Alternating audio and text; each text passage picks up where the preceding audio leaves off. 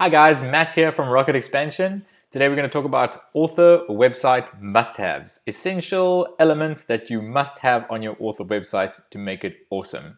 So who are we? We are Rocket Expansion. We're a digital marketing agency. We've worked specifically with authors who've sold millions of books, hundreds of thousands of books, won various awards across many different genres. And we've got quite a bit of experience in this, so I thought I'd share some of our experience with you to help you out on your author website. So first essential element is clear navigation. I'm going to show you this example on a science fiction website we built for a military science fiction author, Daniel Gibbs, but it doesn't matter what genre you have, this applies across every single genre. What do I mean by clear navigation? I mean you should have a navigation bar probably across the top of your website. Why?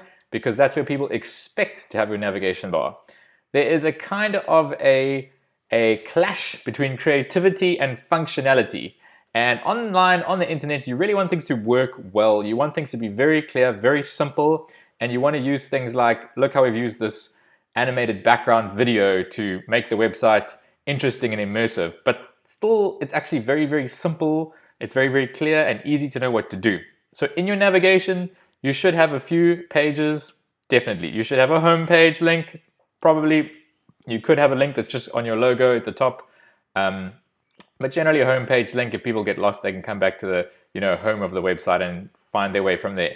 You should have a novels or books page. If you have various series, you should have individual pages for every single one of the series that you have. So this is his Battle Group Z series overview page. You should have individual book pages for each one of your books. This is also good for SEO if somebody's searching for your weapons-free Battle Group Z book 1, for example. Obviously, this would apply to your genre differently according to whatever your series was. They should be able to just find this book. And that goes into something else we'll talk about just now, SEO. So you should have novels page, series page. It is great to have it's not an absolute must-have, but it's a great thing to have a fan resource page. You want people to have a real reason to come to your website. Like if you're a science fiction author or fantasy author or various different types of fiction authors, you can have interesting maps for people to come and visit. This is obviously an example of a star map. If you can make them interactive or anything you can do to make the website cooler, do that. There's many people attack this in many, many different ways. Like if you're a children's author, you could have downloadable coloring in type things. Or if here's another, this is a fantasy author we built a website for. She has these maps here which you can actually download, and they've been downloaded I think over 6,000 times now, so clearly people are interested in this. So downloadable maps that you can zoom in on. If you're a fantasy author and you have a whole lot of lore, maybe your magic system, you can put that on for people to reference. Anything that keeps people interested in coming back. So we mentioned this, that we should obviously have an about page. If you want to have more in-depth sections of your about page, like Melissa's got a bio page and she's into yoga, she specifically wanted to include that as part of her about sort of section. You could have more than one kind of about page that focus on different things. You definitely also want to have a contact page. Some people say, I don't want to be contacted. Then at least put the details of your agent or publicist or somebody. If, let's say, somebody wanted to contact you to option you for a movie or to get interviewed by a serious famous celeb with millions of followers, and you could get an incredible amount of publicity and sell a huge amount of books just by getting that opportunity. You definitely want a way for somebody to reach you. Other things that you should obviously have. Now, this can be overdone, and I see people recommending this, and I do not agree. You should not overdo your social media links. Social media should drive people to your website where they should sign up for your newsletter. You don't really want to drive people away from your website to social media, because when somebody's on your website, they're going to get completely immersed and interested in your website. And you can see on this page, there's nothing else going on. The minute I click off onto a social media platform, I'm going to get bombarded by notifications, and all the social media platform wants to do is just keep you there and keep you interested on the social media platform. So I wouldn't put this in the top header. You could put this in the bottom. You could put this on specific sections, like a little follow me bar. People like to stay connected on the channels they like to stay connected on, that's fine. But generally, if somebody's on your website, I wouldn't overdo pushing them away from your website to social media where they're going to get lost. Next important aspect of, before we go on, I just want to show you navigation done wrong. So this is an example of something you definitely shouldn't do. I'm sorry to this author for using the website as an example, but I just don't think it's great. So for one thing, unless I highlight that, it was actually very hard to read what's going on there. So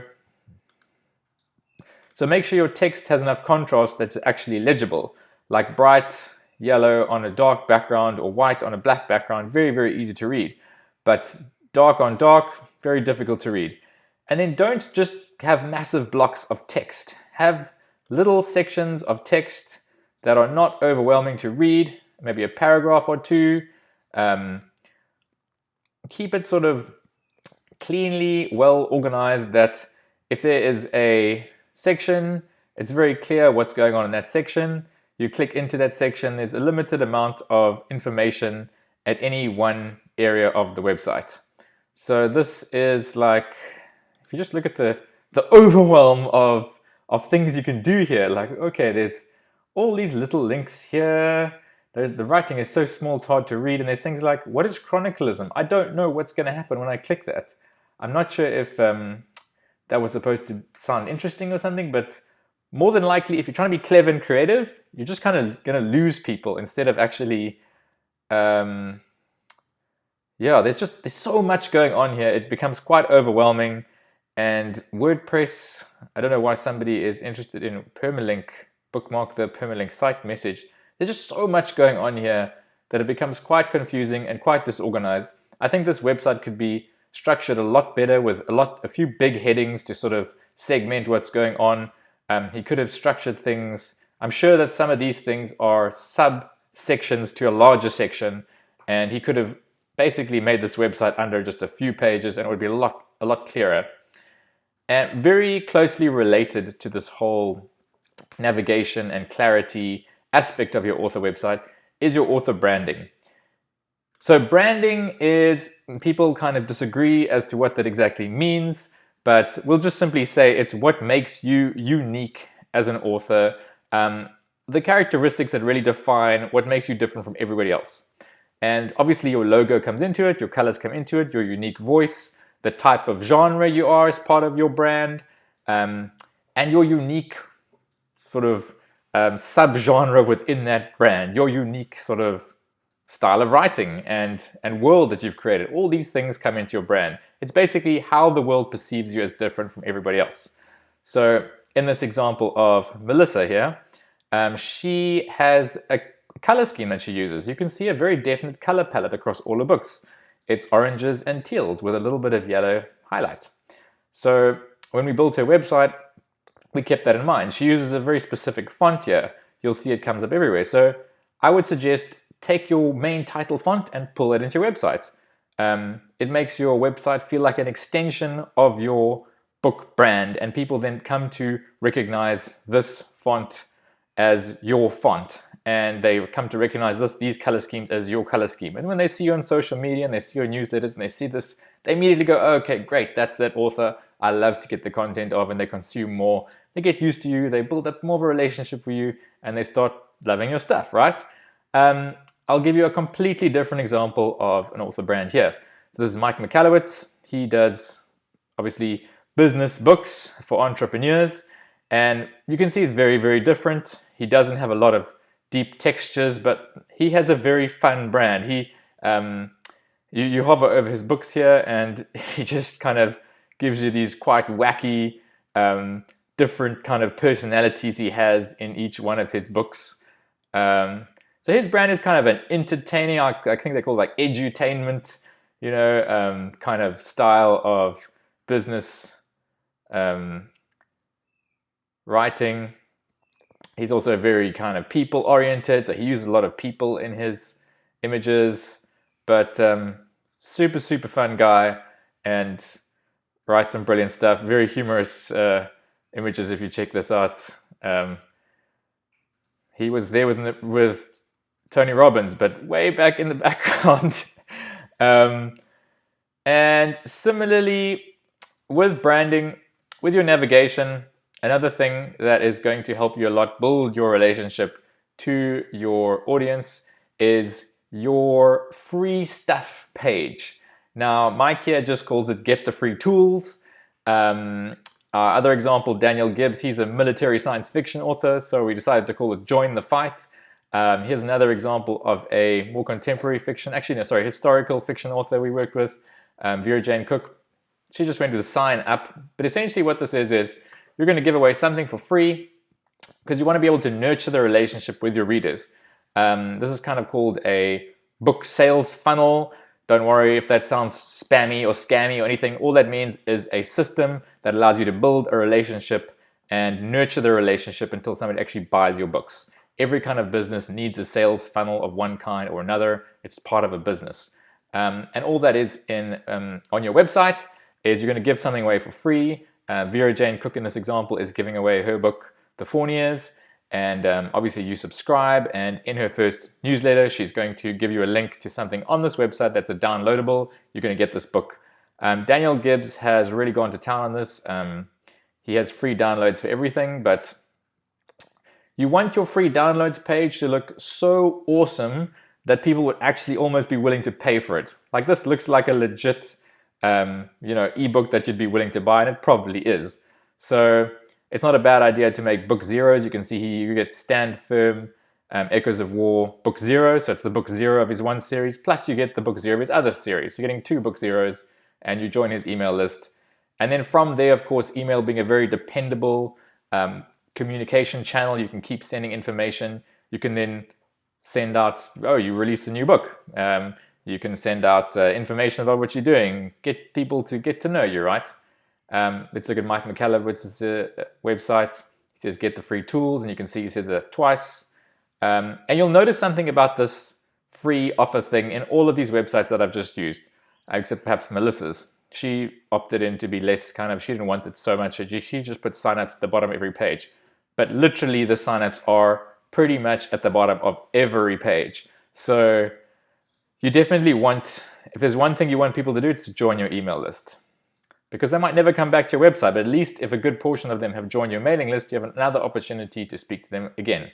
So Mike, again, he's saying you get the two free chapters of all these books, and you'll notice a good place to put this Get the Free Tools thing is in the top menu, towards the top right of the website. The reason why is when somebody lands on the website, they kind of read it from left to right, and they generally get the eye kind of bounced off the top right corner of the page. You'll see Mike's got it here. You'll see we did it here for Daniel Gibbs, and you'll see we did it here for Vera Jane. We pretty much do this as a common thing, and to differentiate that thing with a big bright color. So here again, orange on blue always looks great. Mike's again, he really went aggressive with pop-ups and everything. You don't necessarily have to do that, but you can see it's the most obvious thing to do on the website, and I highly recommend taking that type of approach. And then let's get back to something I mentioned earlier a little bit, which was SEO. All SEO means search engine optimization. All that means is basically search engines like Google can actually find the information. They can find your website for relevant search terms.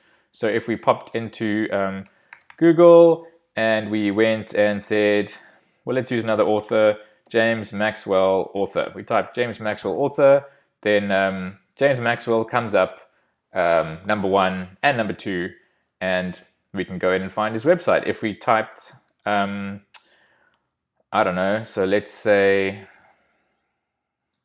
we wanted to go into one of his specific pages, so a girl from nowhere, or even so it's recommending Goodreads and Amazon, and number 3, his website comes up. But you want to have your pages optimized for actually being found for the correct search terms that make sense. You're not always going to win for everything, but you want to give your pages the best chance. The way to do this is, it's pretty simple. If you see, I don't know if it might be too small to read, but the URL of your page, make the URL of your page the keyword you want to be found for. If you can get yourname.com, getyourname.com. If you can't, get your name author, like Daniel Gibbs couldn't. So he's got danielgibbsauthor.com. Vera Jane could get her. Vera Jane Cook could get her. So that's great. Mike Michalowicz, you can see the trend, right? And then the specific page you're on, like you want to make the title of your page pretty much the keyword you want to rank for. So if people are typing in a girl from nowhere, you want to call that book page a girl from nowhere. If it's part of the Firewall Trilogy book one, the next thing you pretty much want to say is a Firewall Trilogy book one. There's a little bit more technical things to SEO than this. It can get fairly technical. We've actually written an entire post called SEO for Authors. If you go to rocketexpansion.com, SEO-for-authors, you can read that entire thing. It gives you an exact rundown, quite a detailed article on exactly how to do SEO for authors. So that's important because that's actually going to bring traffic to your website for free. Obviously, the other way to bring traffic to your website for free is really get out there, get on other blogs, get interviewed, create a buzz, and then reference people to come back to your website so they can sign up. And then there's obviously paid ads and everything like that. But SEO is a strong part of a successful website, so I couldn't not include it. And then another strong part of a successful website is things for your fans to actually sink their teeth into and go, wow, this is cool. I want to be here. This is interesting. So getting back to Daniel Gibbs, like this is a cool thing you can do if you are a fiction author and you have interesting things to learn about. So this is a ship map diagram. Go into it and learn about what's going on here. With Melissa, there is a glossary. Like this is a reason for somebody to come back here. They're reading the books, they forget what's going on. There's this extensive, huge world. You get completely lost, but that's fine because there's a glossary. You can come back here, you can search things. What are all these things? I forgot who the companions and also C50. Oh, C50 companions. Okay, fine. So we're going to find 50 companions. Now you know, right? You could have a list of the characters. This is actually a searchable list of the characters. You could have an FAQ. If people constantly ask the same questions, well, you might want to just write out those answers there. So people don't, you can just always send people back to the FAQ. Mike Michalowicz, if you have things like a podcast, you could reference that so people can find that thing and subscribe to your podcast. If you do events, you could list out all your events so people can know what's going on. So all these things kind of go under the heading of fan resources or resources that really give people a reason to come back to your website and kind of enjoy what you have and learn more about you and build that relationship with you, which is what this whole thing is really, really about. So I hope that was useful. Please like it and give it a comment and subscribe to our channel if you want more content like this. We're just putting this out for free so you can learn something. So I'd really appreciate it if you thumbs up it and comment so that more people can find this online as well. And obviously, if you would like to have a beautiful premium custom-made author website built for you, or if you'd like something a little bit more affordable, we also have packages for that. You can go to rocketexpansion.com. You'll see in the top menu it says author websites. Click that and you can learn all about it. Catch you again soon.